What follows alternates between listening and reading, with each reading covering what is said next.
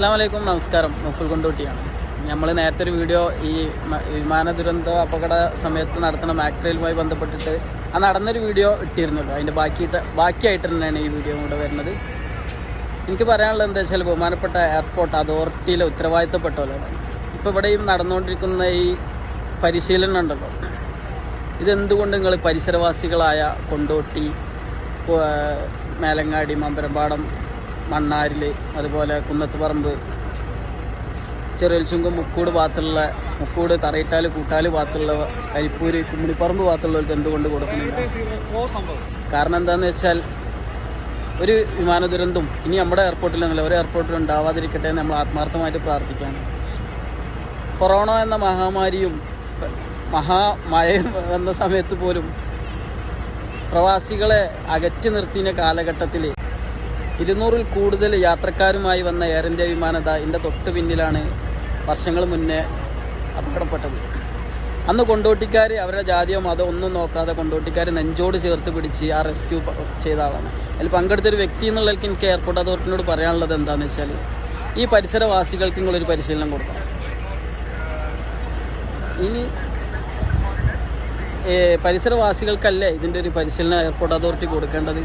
കാരണം എന്തെങ്കിലും ഒരു അപകടം സംഭവിച്ചു കഴിഞ്ഞാൽ ആദ്യം ഓടിയെത്താനുള്ളത് പരിസരവാസികളാണ്. എന്തുകൊണ്ട് പരിസരവാസികളെ ഇങ്ങനെ ഇട്ട് ചവിട്ടണം എയർപോർട്ട് അതോറിറ്റി? ഇപ്പം കണ്ടില്ല, ഇവിടെ എത്രയോ ആളുകൾ പരിശീലനത്തിന് വന്നിട്ടുണ്ട്. എത്രയോ ആളുകൾ. ഇതൊന്നും കൊണ്ടോട്ടിക്കാരല്ല, ഇതൊക്കെ കൊണ്ടോട്ടിൻ്റെ മറ്റു പ്രദേശങ്ങളിലുള്ളവരാണ്. എന്തെങ്കിലും ഒരു അപകടം നടന്നാൽ ആദ്യം ഓടിയെത്താനുള്ളത് കൊണ്ടോട്ടിക്കാരല്ല. കഴിഞ്ഞ റെസ്ക്യൂവിൽ ഞങ്ങൾ പങ്കെടുത്തതിൻ്റെ പേരിൽ ഞങ്ങൾക്ക് നിർബന്ധിത ക്വാറന്റൈൻ വരെ ഞങ്ങൾ പോയിട്ടുണ്ട്. പക്ഷേ അതിലൊന്നും ഞങ്ങൾക്ക് സങ്കടമില്ല. കാരണം ഞങ്ങളെ നെഞ്ചോട് ചേർത്ത് പിടിക്കുന്ന ഞങ്ങളെ പ്രവാസികളെയാണ് ഞങ്ങൾ നെഞ്ചോട് ചേർത്തത്. കാരണം പ്രവാസികളില്ലെങ്കിൽ നമ്മൾ ഈ നാടിൻ്റെ അവസ്ഥ എന്താണ്? ആ പ്രവാസികളാണ് ഇന്ത്യ ബാക്കിക്കാണ് ഈ റൺവേയിൽ അന്ന് വന്ന് വീണത്. അപ്പം എൻ്റെ ഈ വീഡിയോൻ്റെ ഉള്ളടക്കം എന്താണെന്ന് വെച്ചാൽ, കൊണ്ടോട്ടിയിലെ പരിസര പ്രദേശത്തുള്ളവരും എയർപോർട്ട് അതോറിറ്റി ഒന്ന് പരിഗണിക്കണമെന്ന് മാത്രമാണ്. ഒരുപാട് ടീമുണ്ട്, ഒരുപാട് ടീം. ഇതാണ് ഓരോ ഡിപ്പാർട്ട്മെൻറ്റ്. ഒരു പക്ഷേ പ്രോട്ടോകോൾ നിയമപ്രകാരം ഇത്രയും ഡിപ്പാർട്ട്മെൻറ്റുകളൊക്കെ വേണ്ടി വരും. പരിശീലനം ഒരു പക്ഷേ അവർക്കാവും കൊടുക്കുക. അതൊക്കെ ഗവൺമെൻറ് റൂളാണ്. കഴിഞ്ഞ അപകടം നടന്ന സമയത്ത് ഒരു ഡിപ്പാർട്ട്മെൻറ്റിന് ഞങ്ങൾ കാര്യമായിട്ട് കണ്ടിട്ടില്ല. ഇവിടെ ഞങ്ങളെ പരിസരവാസികൾ ഞങ്ങളെ നാട്ടിലെ ലക്ഷറി വാഹനങ്ങളിൽ വരെ ഞങ്ങൾ കൊണ്ടുപോയിട്ടുണ്ട്. ഞങ്ങൾക്ക് അതിനൊന്നും ഒരു മടിയില്ല. ലോക ജനതയ്ക്ക് മുന്നിൽ ഏറ്റവും അഭിമാനത്തോടു കൂടി വിളിച്ചു പറയാവുന്ന ഒരു റെസ്ക്യൂ ആയിരുന്നു കരിപ്പൂർ വിമാനാപകടം.